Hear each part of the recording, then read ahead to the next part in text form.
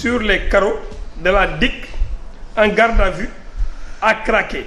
Il a avoué aux enquêteurs que c'est Bougane Gueye qui écrit les unes, pas lui.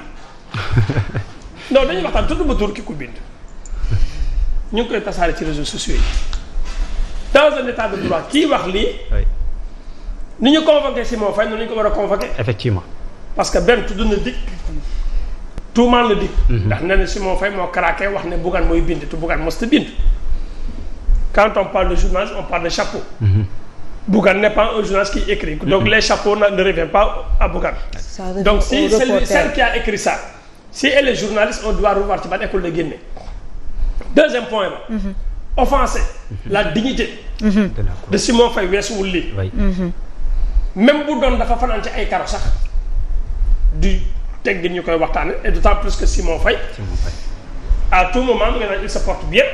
Il est à l'aise avec les enquêteurs. Ça va très bien alhamdoulilah. Troisième point bi gën a grave nag je crois que Simon Faye mérité wul lii. Venant je ne sais pas d'une journaliste ou d'une chroniqueur ak ku munti doon c'est des acteurs qui parlent à la télé. lii insulte intellectuelle weesuwul lii insulte à la dignité et de la personnalité weesuwul lii te pourtant dégg naa da ko publier ba mu yàgg retiré waat ko mais capture moom moo gaaw léegi.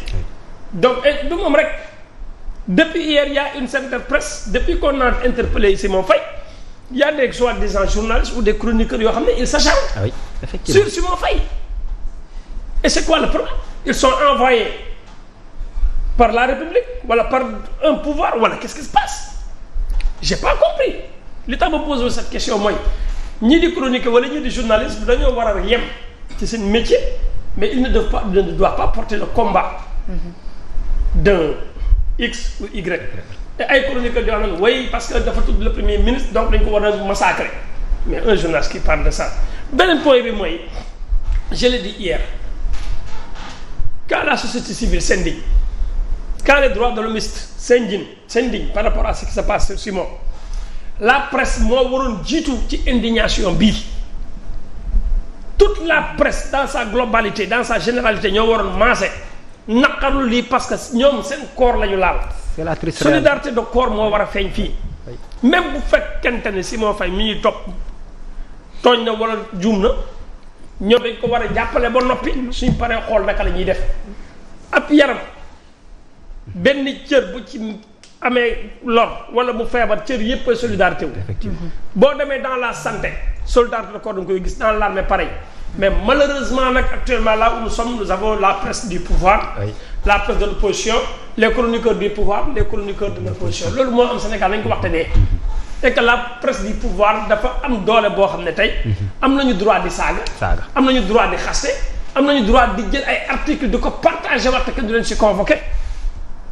Parce que j'ai vu hier il y a une dame qui a fait une émission qui a dit que Bassirou Diomaye Faye ak le premier ministre seen sécurité wóorutul parce que jël nañu ay kilifa yoo xam ne ci armée bi lañ nekk yokkal leen ay ndombal tànk ci biir armée bi. Effectivement dañoo ànd nag Macky Sall tey jii ñooñu tey mën nañoo faagaagal le président de la République et son premier ministre. Et il a cité des noms et une corps de gendarmerie tey kooku elle n'est pas inquiétée. loolu mu wax moom dans une république sérieuse dans un état de droit dañ ko war a convoquer dur dar ne ko kaay lii nga wax foo ko teg.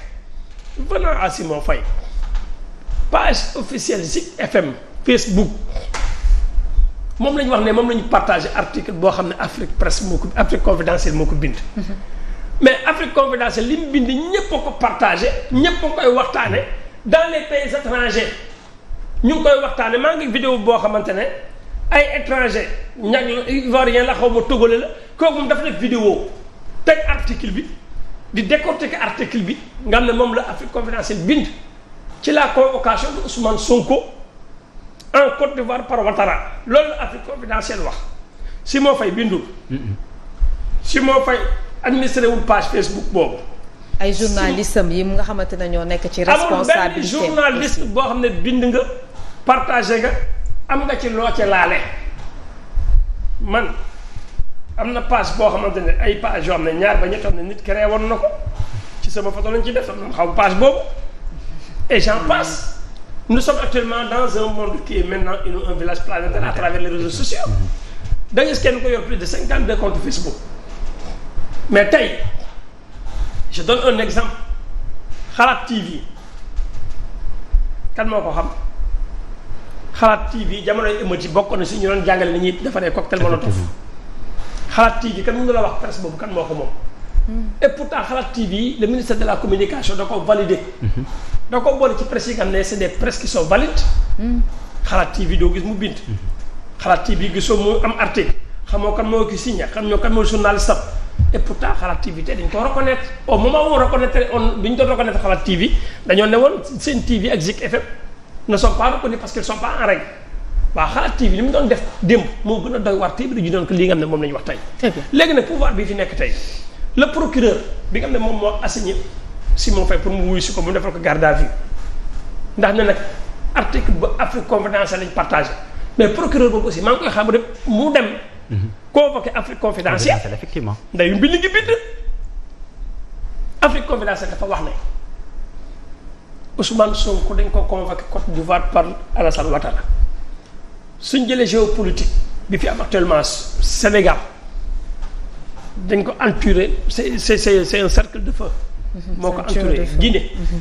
Mali Niger Burkina nee na tey géopolitique boobu nga xam ne Sénégal ci la nekk stabilité boobu amatuñ ko lu dul Côte d'Ivoire ak Sénégal la ko am te tey jii bugguñu seetaan Sénégal dem bu dugg ci guuta ba lu mel noonu di am Sénégal kon dañuy prévenir ñu ne c'est le premier ministre presque moom mooy piloter la politique du gouvernement il est convoqué bokk na ci li Afrique confidentielle bind gis nañ ne Sénégal ñu ngi waxtaane bés bu ne les forces de défense et de sécurité loolu nañ ko teg ci suuf parce que loolu bu jëmee kaw mun naa yëngal Sénégal ba Sénégal mun naa basculer wu comme Guinée wala Mali wala Niger nee na bokk na ci convocation bu ñu ko convoqué ñoom ñooy wax de Afrique confidentielle ñoo bind ñoo wax parce que nag dañuy lire tamit am nañu droit aussi lire waxtaane li nga xam ne ñoom moom la ñu wax néewuñu nag loolu am nañu aussi cër bu ñuy jox suñu premier ministre ak suñu président parce que honneur moo ñuy may à tout moment ñuy défendre suñu république mais dañuy répéter ce que Afrique confidentielle a dit dem na ba wax sax sur la relationnelle diplomatique mais loolu Afrique confidentielle bind bu fekkee le mot convoqué Alassane Ouattara a convoqué le premier ministre. Très bien. peut-être bu fekkee mooy déranger. Ouais. mais loolu ñoom dañ dem porter plainte. état du Sénégal da dem porter plainte Afrique confidentielle. le procureur aussi na teg ay procédures judiciaires yi tax mu mun a convoquer lu. Afrique confidentielle mais bu fekkee da ngaa bëgg a jël ñi nga xam ne ñoo partagé ñëpp mais ñi partagé bari nañ de. Très bien. boo duggee Facebook bi article baa ngi jaabaa njàll ci réseaux sociaux yi ak ci page Facebook yi YouTube bi gars yi koy waxtaanee ko vidéo boo demee ci presse en ligne bi ñu koy bind. presse écrite bi am na ñoo xam ne il en a fait des articles. waa léegi pourquoi Sen TV. Très bien pourquoi Simon Faye waa léegi nag. bu neex tamit nga ne comme que nag comme que moom rek lañ ci convoqué. bu la neex nga ne kon Sen TV ça dérange. boo doon nga xaar yu jëm a xoqatal Sen TV. mais la liberté d'expression et la liberté d'opinion. fait partie.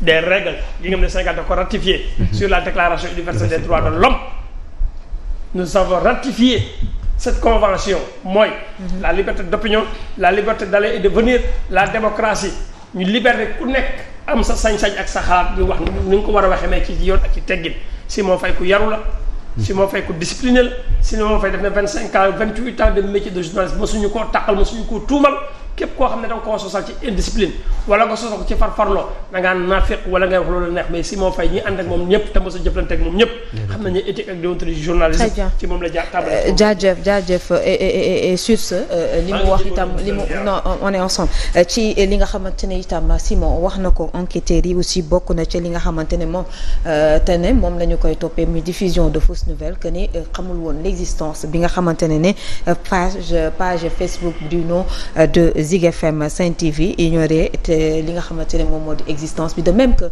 benn ci ay journalistes yi nga xamante ne moom ci responsabilité lañu bokk ba ci man mi toog moom mu nekk suñu rédacteur en chef xamul woon li nga xamante ne peut-être moom moo am ci biir en attendant également li ma koy waxee rek vague de soutien ku ci nekk aussi yaa ngi koy wax bokk na ci bu forum du justiciable Boubacar Ba bi nga xamante ne moom itam jàpp na ne amul lenn loo xamante ne war naa mën a justifier prolongement bu garde à vue bi nga xamante ne def nañ ko Simon Pierre Faye jàpp ne également li nga xamante ne donte wax na ko ñi leen di enquêteurs yi nekkul ki nga xamante ne mooy administrateur bu page Facebook boobee donc nag bàyyi ko mu ñibbi woon këram loolu moom mooy li nga xamante ne moom moo di li gën.